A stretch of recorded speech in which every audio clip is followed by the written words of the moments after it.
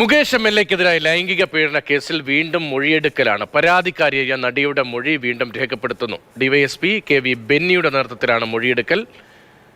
ബിനിൽ വിവരങ്ങളുമായി ചേർന്നത്. ബിനിൽ, എന്തുകൊണ്ടാണ് വീണ്ടും മൊഴിയെടുക്കുന്നത്?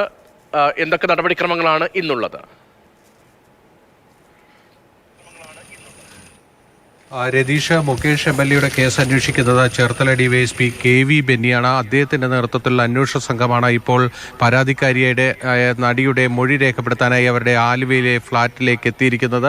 ഇപ്പോൾ അന്വേഷണ സംഘം ഫ്ളാറ്റിനുള്ളിലാണുള്ളത്. മൊഴിയെടുക്കൽ ആരംഭിക്കുകയാണ്. അതിൽ ഏറ്റവും പ്രധാനപ്പെട്ട കാര്യം, നേരത്തെ അവരുടെ പരാതിയിൽ പറഞ്ഞിരിക്കുന്ന കാര്യങ്ങളിൽ കൂടുതൽ വ്യക്തത കൈവരേണ്ടതുണ്ട്. അതോടൊപ്പം തന്നെ 2009 ഈ സംഭവം നടന്നതായി പറയപ്പെടുന്നത്. അതുകൊണ്ട് തന്നെ ഇതുമായി ബന്ധപ്പെട്ട് കൂടുതൽ തെളിവുകൾ ശേഖരിക്കുന്നതിനുള്ള പ്രായോഗികമായ ബുദ്ധിമുട്ടുകളുണ്ട്. അതുകൊണ്ട് തന്നെ ഈ തീയതിയുടെ കാര്യത്തിലൊക്കെ തന്നെ കൂടുതൽ വ്യക്തത കൈവരിക്കേണ്ടിയിരിക്കുന്നു. കാരണം മുകേഷ് MLA തന്നെ ഇന്നലെ എറണാകുളം പ്രിൻസിപ്പൽ സെഷൻസ് കോടതിയിൽ നൽകിയിരിക്കുന്ന മുൻകൂർ ജാമ്യ ഹർജിയിൽ ഈ പരാതിക്കാരിയും താനും തമ്മിൽ നല്ല സൗഹൃദമായിരുന്നു. അതായത് 2009 ഈ സംഭവം നടന്നുവെന്ന് ആരോപിക്കപ്പെടുന്ന ആ സമയത്തിന് ശേഷവും തനിക്ക് ഇമെയിൽ മുഖേന അവർ തന്നോട് ബന്ധപ്പെട്ടിരുന്നു. അതിൽ തന്നോട് നല്ല രീതിയിൽ ഉള്ളൊരു സൗഹൃദം അവർക്കുണ്ട് എന്ന കാര്യം അതിൽ നിന്ന് വ്യക്തമാണ്. അതോടൊപ്പം തന്നെ തൻ്റെ വിവാഹ ജീവിത വൈവാഹിക പ്രശ്നത്തിലടക്കം അവർ ഒരു ഒത്തുതീർപ്പിന് തയ്യാറാവും,